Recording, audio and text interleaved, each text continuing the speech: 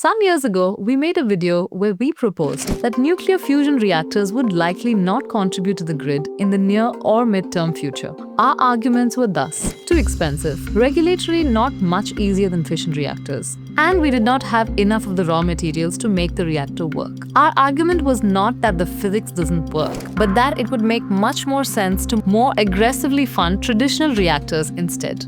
Yes, one could argue that this was a bit of a zero-sum thinking, but even that aside, the math may now have shifted. Today we'll talk about Commonwealth Fusion Systems' Spark Reactor, a startup that's trying to beat ITER, a 30-year, 35-nation project to net energy, with a tiny fraction of the budget.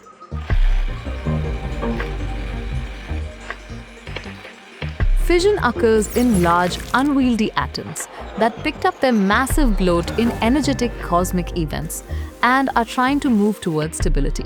Fusion is quite different. Small atoms can undergo fusion, and the new configuration is more stable than before. This subatomic energy economy is defined by the binding energy curve, and a cursory glance tells you that helium is an outlier in having high binding energy, meaning elements below it find it favorable to fuse into helium. So why don't we have fusion happening all the time? It's because binding energy relates to the strong nuclear force, which only acts over very small distances within the atomic nucleus. At larger scales, well, relatively speaking of course, the dominant force is the electromagnetic force. And the positive charges of the nuclei of each atom repel before they can get close enough for the strong nuclear force to become relevant. The only way to overcome this electromagnetic force is to pump enough energy into the system, allowing them to get close enough such that the strong nuclear force becomes dominant. This pulls the atomic nuclei together into a more stable configuration. The excess energy from this reaction transfers to the resulting helium atom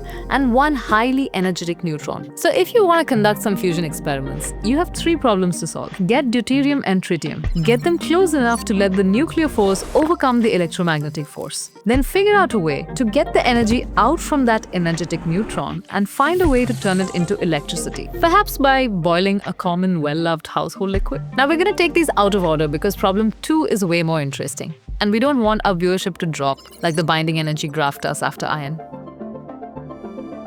Commonwealth Fusion's method is similar to its older, larger sibling ITER. They use a tokamak and a technique called magnetic confinement to ionize deuterium and tritium gas into superheated plasma. Energy is pumped into the system using radio waves and is kept away from the walls of the tokamak with extremely powerful magnets, which shape the plasma into a configuration designed to optimize the probability of fusion. We learned earlier that most of the energy from a fusion reactor is carried by a neutron. The neutron cares not for magnetic fields and will simply follow a straight line from its point of creation to hit the inner wall of the tokamak and a neutron shield, which will be composed of material with small atoms for maximally efficient transfer of energy. To slow a neutron down, you want it to crash into nuclei close to its own mass. Not because of some subatomic rules about weight classes, but because energy transfer is most efficient. Like billiard balls, a ball hitting another ball of similar mass can hand over almost all its motion. A ball hitting something much heavier just bounces off. As above, so below. The main breakthrough for Spark is the Repco magnets, which can produce magnetic fields strong enough to lift an aircraft carrier.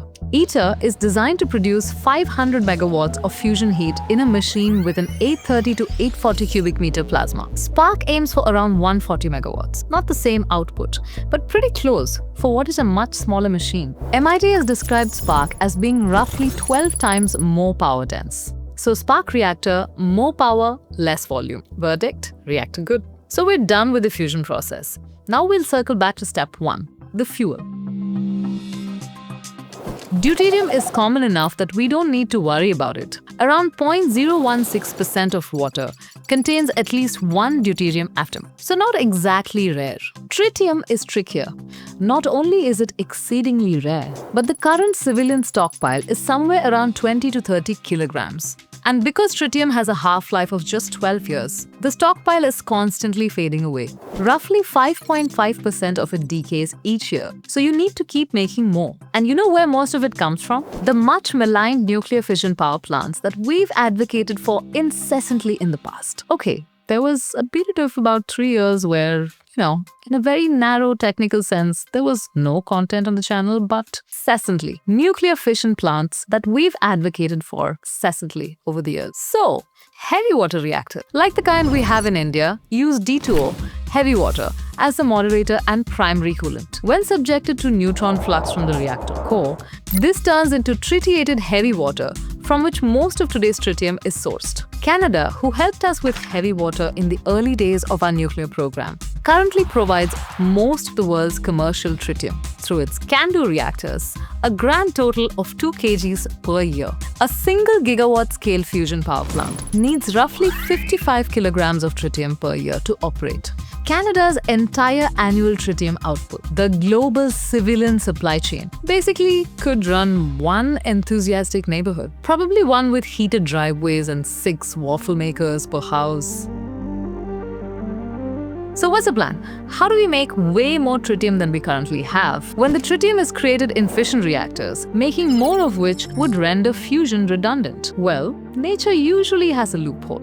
And it turns out if you wrap a warm, comfy blanket of lithium-6 around the tokamak and the energetic neutron created during fission hits the lithium, it splits into helium and tritium. So the reactor makes its own fuel. And there is the added bonus that this transmutation adds a decent chunk of energy, heating the blanket further, increasing the total heat that will later be used to generate electricity. The last step of the process remains to be discussed. For once, let's go into detail about how we generate electricity from the heat that we're producing. Heat chambers until it could finally boil water in the steel containment system, while the result is steam to eventually turn turbine over and voila, electricity. So there you go. The spark reactor scheduled for first plasma in 2027. But here I have to add in the asterisk that we skipped, so you'd watch till the end. Spark is a demonstration reactor producing 140 megawatts in 10-second bursts, long enough to prove the physics of Q greater than 1, but not enough to demonstrate the kind of sustained operation required for power generation. Arc, a follow-up reactor scheduled for the early 2030s, is the one that will actually plug into the grid. And the cozy lithium-6 blanket we just talked about doesn't exist yet. Not on Spark, not on ITER, not anywhere. ITER will test 4 small mock-up designs, which together will produce maybe 1% of ITER's tritium consumption. ARC's planned design is a tank of molten lithium fluoride beryllium salt called FLIBE, which has heritage from 1960s molten salt fission reactors and more recently popularized by Kirk Sorensen and his company FLIBE Energy. So when we say the reactor breathes its own fuel, it's more like the reactor is designed to breathe its own fuel, but we'll find out somewhere around 2030. Given the pace of progress in fusion technology and AI breakthroughs, which will likely raise all tides, or all boats, whichever analogy makes more sense, fusion is now finally poised to change the entire landscape of energy generation by 2056.